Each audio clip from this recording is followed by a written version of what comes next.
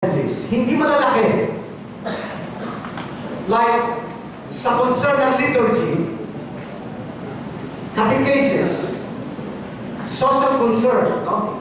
Pagkakaroon sila ng parang mini pastoral assembly, mas focus, and kung titingnan natin ang time frame, parang gusto kong ilagay siya sa loob ng natitirang 5 buwan ng taon ito. Kung po pwede. Parang gano'n. Ito po yung proposal ko, no? And what is the end product of that? Is to be able to formulate a 6-year pastoral plan of the Diocese of San Pablo. Why 6? Why not 5? Why not 10? Kasi normally ang ating assignment dito is valid for 6 years or something like that. Kung gawin natin 3 years, bago pa nagsisimula, gagawa ka ng mga plan. I think in many institutions now, I think a 6-year plan is practical. Okay? And it works. And so, yung remaining 5 months natin, nitong 2014, ay panahon para magkaroon ng evaluation and then reserves. Ngayon, natin ko po na meron ng bagong pastoral director. Actually, parang hindi naman to bagong idea, pero bagong idea in the sense na one who is really full-time. No? Okay. Pero pag sinabi natin full-time, meron siyang office, meron siyang tauhan, meron siyang budget. No? Because otherwise, nahirap ang isang office position. I mean, na wala ka namang yun at back up by a secretariat or a budget.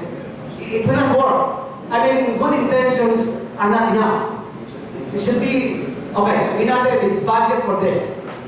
Ang tanong, may pa-budget pa tayo, hindi pala.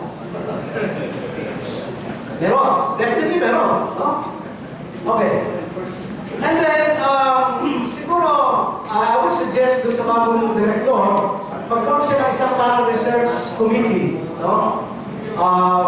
Kasi yun nabanggit ko kanina ng mga ilang new realities like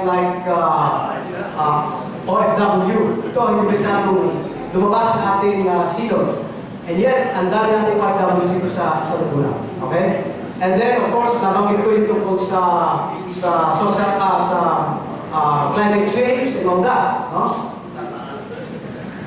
And then, of course, we should not forget that, you know, between 1994 and today, ang dami-dami ng mga documents ng simbahan.